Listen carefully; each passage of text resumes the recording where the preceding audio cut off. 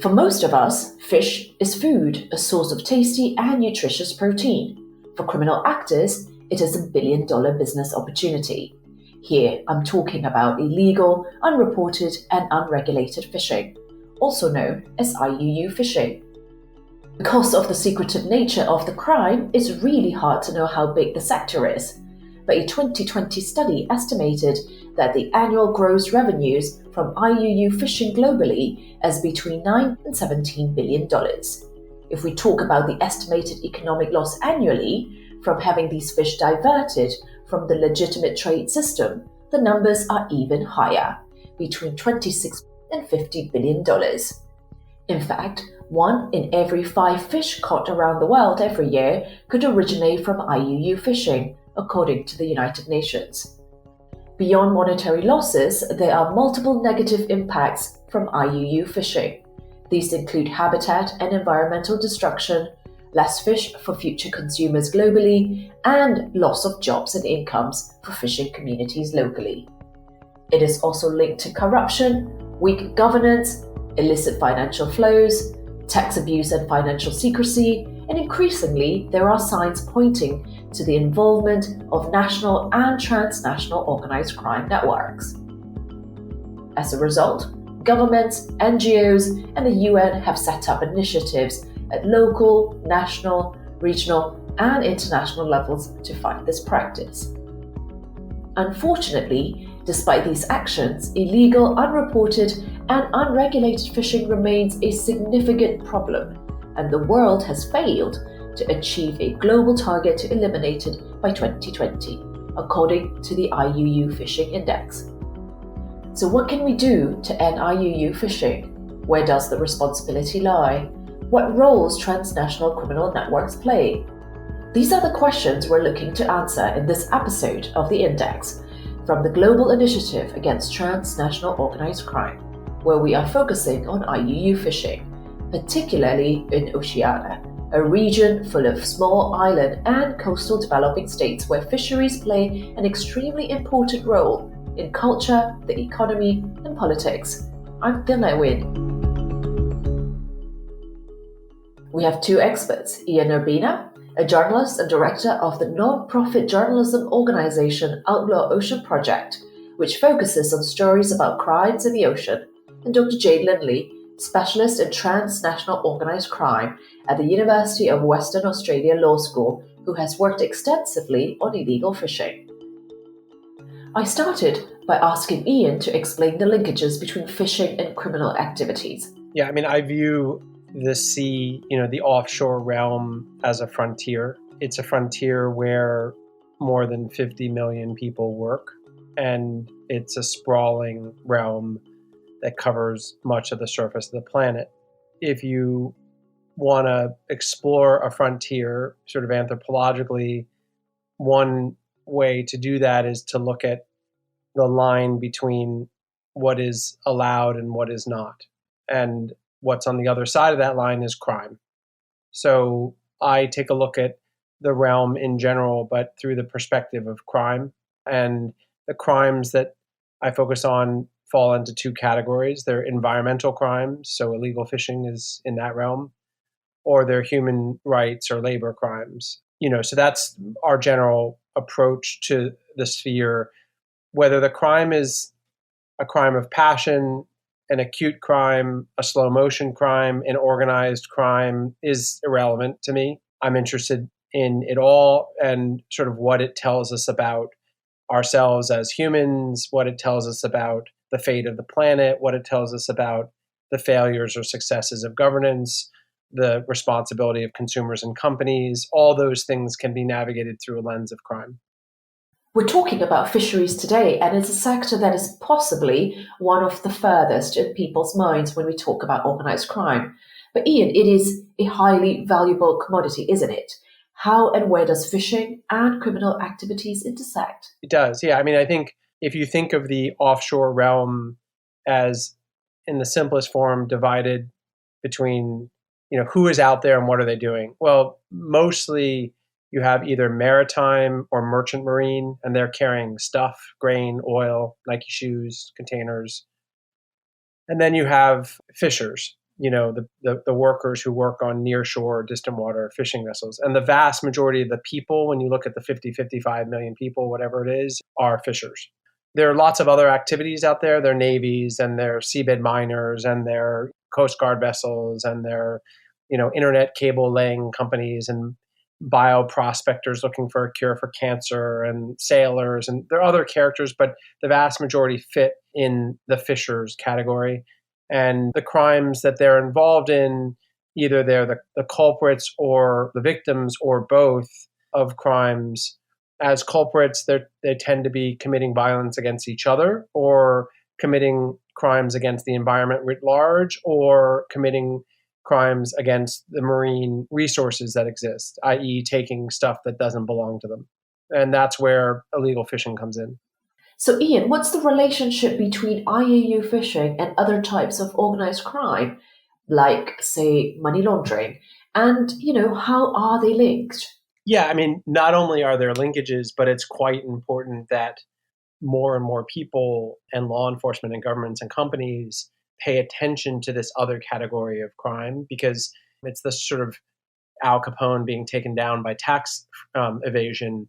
It's not as sexy as murder, but it actually often carries much heavier penalties. Likewise, in this realm, when you think of illegal fishing cannot happen without ancillary crimes. So tax evasion, money laundering, identity theft, maritime fraud, often fish laundering, just to name a few, not to mention sort of boring, wonky maritime crimes like turning off your transponder when that's illegal. All these sorts of things are ancillary, hand in glove connected with illegal fishing. And that's not just important because it's interesting and it's valuable to know the full spectrum. It's important because, number one, those crimes take you to on-land, players who are doing the actual hard work of those white-collar crimes to make these businesses hum and make them profitable. So crimes at sea have an on-land component, but also they tend to carry much heavier penalties. A lot of the illegal fishing crimes are civil, not criminal. And so what that means is a fine.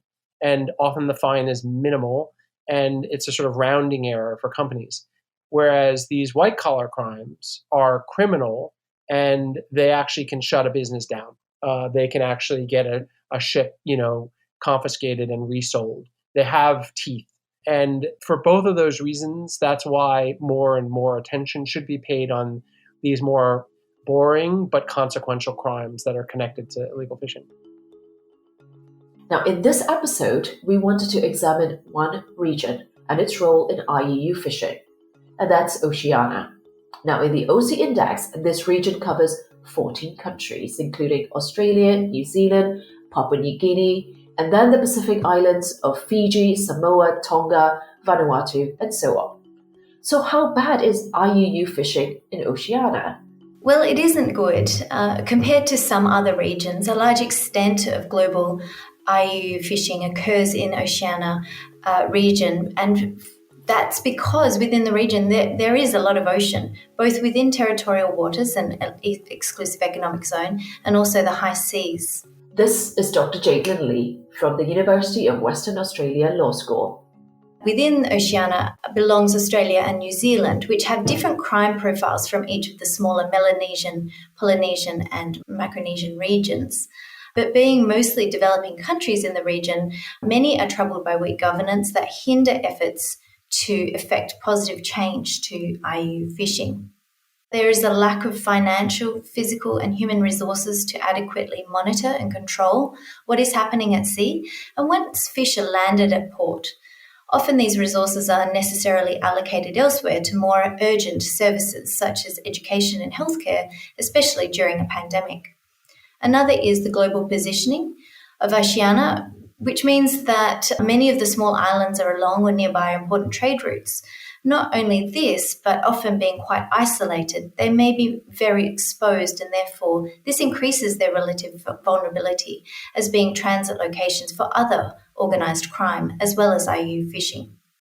There's also limited political will to change in many locations, which is part of the problem. Many littoral countries view fishing as being an important part of their economy, and often this may be at the expense of necessary checks and balances set to achieve international environmental sustainability. This is challenging, and there needs to be not only a political shift, but a cultural shift as well, making the process to change complex.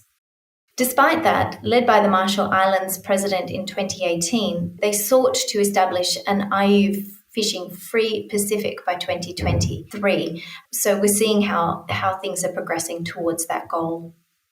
Jade, does the opacity around onshore activities contribute to IUU fishing in Oceania? There is no doubt a correlation between fishing countries and high levels of perceived corruption. Developed countries generally have stronger anti-corruption mechanisms in place, whereas developing countries are comparatively ill-equipped to deal with corruption. So not only is corruption high, the anti-corruption mechanisms are weak, but also given the huge exclusive economic zones of the oceanic countries, it challenges their ability to police, but also creates vulnerabilities to IUU fishing or corruptly obtained fishing licenses. The forthcoming United Nations Office on Drugs and Crime and Food and Agricultural Organization of the United Nations-led legislative guide on combating crimes in the fisheries sector will hopefully be a useful mechanism for countries looking for ways to address IUU fishing and related crime. This is a model law to address IUU fishing by tackling related crimes. Corruption was noted as an important element of that. More than ever before, there is greater awareness of corruption in the fishing industry. In fact, due to building greater oversight mechanisms now, it is likely to be on the road to improvement. Now, another serious issue across IUU fishing and illicit markets is something called reflagging or flags of convenience. Ian Urbina can explain. Yeah, flag registries or flags of convenience are not just component variables, they're prerequisites. So unless you have that whole system in place, you can't really on any scalable level get to the kind of crime we're talking about. So what are flag registries? Flag registries are businesses that sort of masquerade. The system is set up in a way that gives the impression that these are entities that are supposed to apply rules on ships. If you want to take a ship, let's say it's a tuna longliner, and you want to go from A to B and you want to fish in a certain area, and you want the least number of rules and inspections and sort of burden on you from a regulatory point of view, taxes, then you're going to shop for the flag registry, the flag to fly that has the best price and least rules. So you look around the market and you look at Liberia, you look at Panama, you look at all sorts of places, and you come to some country. Let's say Djibouti is a good example. Tiny country, has a tiny office, maybe has a staff of 4, and you buy the right to fly that flag. And the rules that apply to your vessel, the laws that apply are the laws of the flag you fly. And Djibouti advertises itself as, hey, we have very few rules.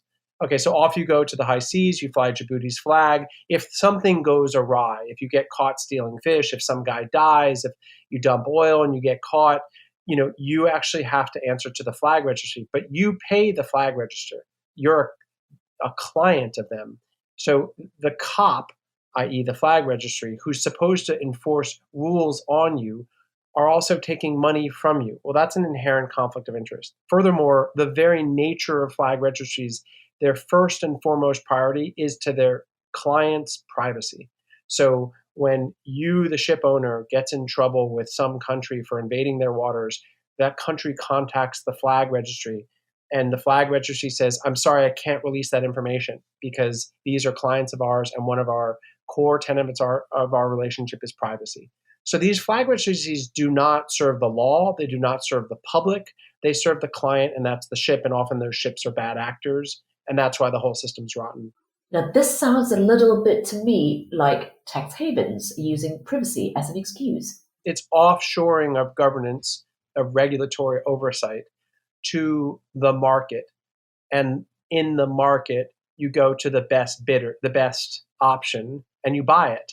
So whether you want to house your money, whether it's banking, and you want to house your money in a place that has the least rules, the least disclosure, the least accountability, and the most protection, or whether you want to house the key elements of your vessel and your activities with the same set of criteria. It's the same system. It's just offshoring, and it's putting governance in the market as opposed to leaving it where it belongs, which is with governments.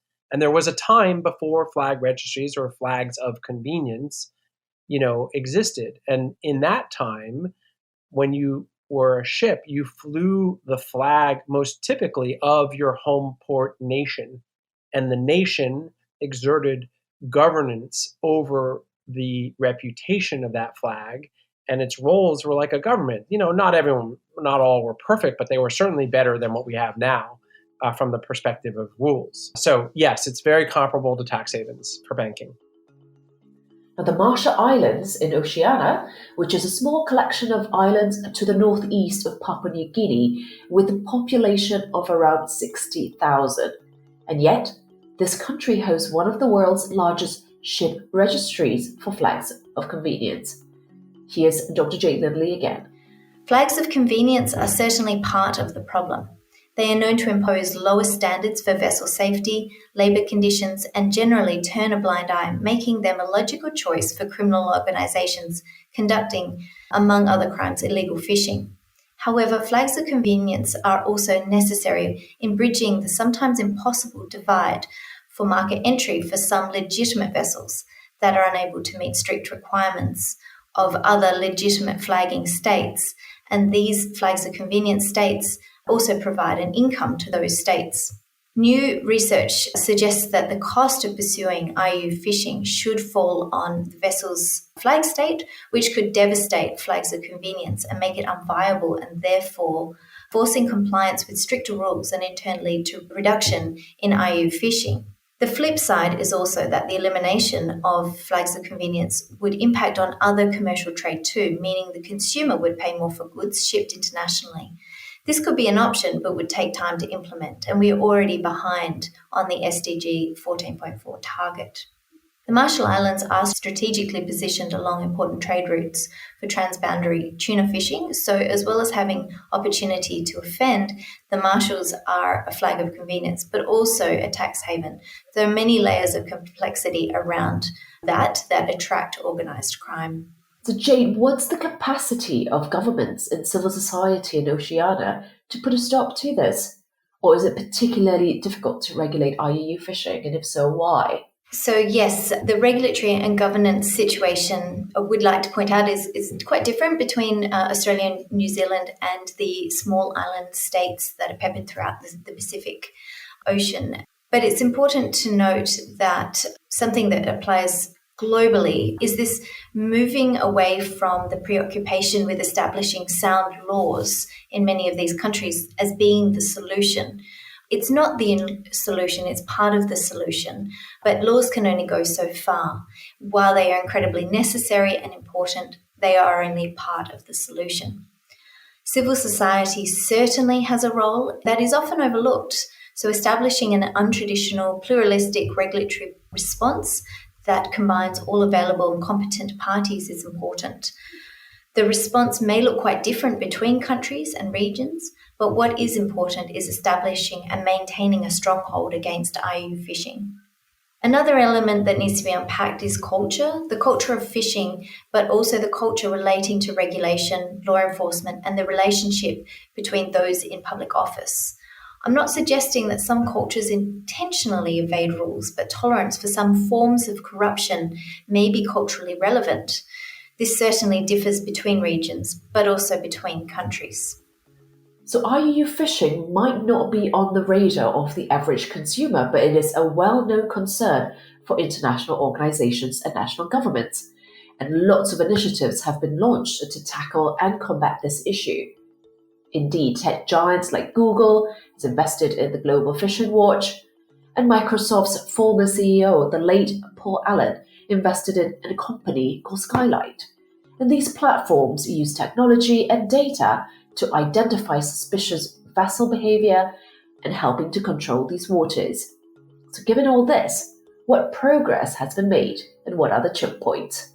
Here's Ian Urbina. mean, I think there has been progress, to start on a positive note. I think progress in public awareness, in progress in various previously siloed government agencies working together. You see in the US, NOAA and State Department working together more, State Department caring about IUU, NOAA caring about sea slavery, tactics for managing imports of things that are from blacklisted vessels, are worrisome companies, are from regions that have high risk of IUU. So there is policy progress.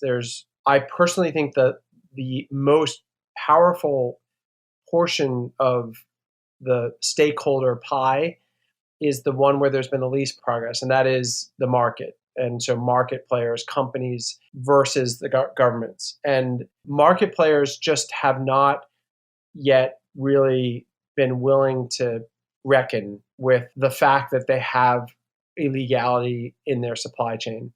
And I think there just has to be more pressure put on those market players. And by that, I mean lots of different types, companies that you've never heard of that import huge amounts, wholesalers that then sell it on to restaurants and hotel chains, and governments that buy a lot of stuff. The EU and the US government buy a lot of seafood, and their purchasing habits have not really progressed as much as they should on these issues. And then individual seafood companies, that supply restaurants and individual buyers. All of those sorts of players have not really said, hey, we need to figure out at least how we can turn to the public and say, we know every single ship and every single player that gets handed our fish between bait and plate. And we can show you that all of them have contracts. We can show you where they were, that they were operating legally, etc. That just hasn't happened to any degree, and that has to happen in the marketplace. Governments move much slower. If the market decided to do this, governments would follow really quickly. So how about the private sector? Because after all, they're a big part of both the problem and the solutions, right? Yeah, I mean, everything is a nail to a hammer. I'm a journalist, so I see everything as a story, guilty as charged. But I think sustained coverage of these problems is the way that I see the market actors realizing this is not going away and they've got to do something about it. And it's not just reading it and being embarrassed. It's also their investors read it, big investors, and they do, actions, investor-led actions. Lawyers read the stuff and sue, and apply pressure via the tools they have. Policymakers, lawmakers read it and, decide, hey, let's get involved in this issue more, and let's make it obligatory for, again, small things. If a company wants to sell tuna to the U.S. government, the U.S. government buys over $2 million worth of tuna a year. It goes to military bases and public schools largely. And lawmakers could easily say, hey, look, if companies want to buy to the U.S. government, they have to comply with these supply chain rules. And if they can't, then they're not even a bidder. They're not even in the market to compete for that contract. That little things like that have an impact on the marketplace and force companies to start saying, we used to get that contract of $2 million a year selling all the tuna to the U.S. government. And now they've put in a new rule. So we're going to have to change how we do things so that we can keep having that contract. That's how the market shifts. So what can be done to improve the situation on the high seas and combat IUU fishing in Oceania and the organized criminal networks that exploit our oceans and those working on them? Here's Dr. Jade Lindley. While law is only part of the solution, it is necessary to have any hope to enable law enforcement to interrupt and bring offenders to justice.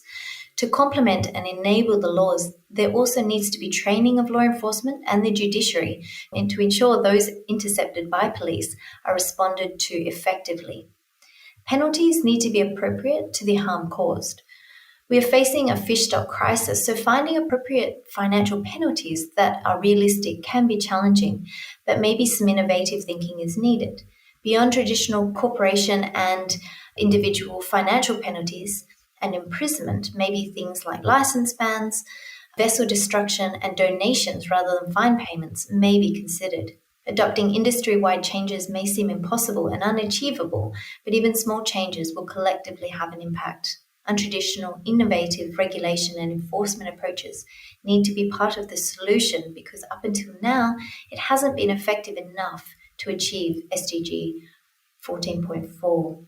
For example, innovative regulatory approaches to address IUU fishing could be tied to product labeling, with greater transparency in the minimum standard global labeling of fresh, frozen, cooked and processed seafood will no doubt close the gap on some IUU fishing, as it will make it impossible to meet these requirements and allow the fish to be landed. Being turned away from ports increases the effort for criminals and will eventually become unviable. In the EU, transparent seafood labelling is already very well established, but elsewhere around the world, including Oceania, has a lot of catching up to do. Increasing consumer awareness about food fraud is important. As IUU fishing is also closely tied to substandard labour practices and potentially human rights breaches, focusing on inspections could also be another approach to indirectly tackle IUU fishing. Finally, what recommendations does Ian have for the international community and the private sector to combat IUU fishing globally? Well, let's see. Some of these are ambitious, but I'll put them out anyway. Ban or limit transshipment. So offloading of catch at sea from a fishing vessel to a mothership that brings it back to shore. It makes it very, very hard to apply checks on the legality, the labor concerns, the environmental concerns of that fish when it's transferred at sea, far away from any inspectors and paperwork and such. So transshipment is a real problem, and when it comes to supply chain traceability and accountability, so banning and limiting, and companies can do that. They could say, hey, look, we're Walmart, and we're going to only take seafood that has a supply chain that fits these criteria, and one of them is you can't have transshipment handoffs. So that's one thing. Limiting or banning high seas fishing, very ambitious, but probably key to the survival of the oceans. MPAs, marine protected areas, is a slow-going goal, protecting key spots in national waters. There's a movement there, and it has had progress, but if you really want to try to slow down ocean depletion, and you're talking about IUU specifically, I'm drifting into ocean depletion, but other things, I think, I'm waiting for the moment when companies, probably a small set of them, decide that they're going to crack the code on this and really figure out what a really clean supply chain looks like and how they can lead the market by example. Even if it bumps up their price point by 20%, they're going to try to distinguish themselves by showing what you can do. And really, look, if you can move cargo by rail or truck or plane and have real clarity on every handoff, there's no reason you can't do that with fish and ships. You just need a company that's willing to do it. So that would be one thing that I would love to see a company do. So I think those are ones that come to mind. This is where we leave it for this episode of The Index. A big thank you to Ian and Jade for joining us today. If you want to read more about the 152 coastal states listed on the IUU Fishing Index, which was created by the GI and Poseidon Aquatic Resource Management Limited, there is a link in the podcast notes. And then, of course, there is also a link to the Global Organized Crime Index, which scores levels of criminality and resilience in each country. It's totally free and can be accessed by anyone. Just head over to ocindex.net. We'll be back in a few weeks with an episode on bright trafficking. That's it for this episode of The Index from the Global Initiative Against Transnational Organized Crime. I'm Dilna Wynn. Thanks for listening.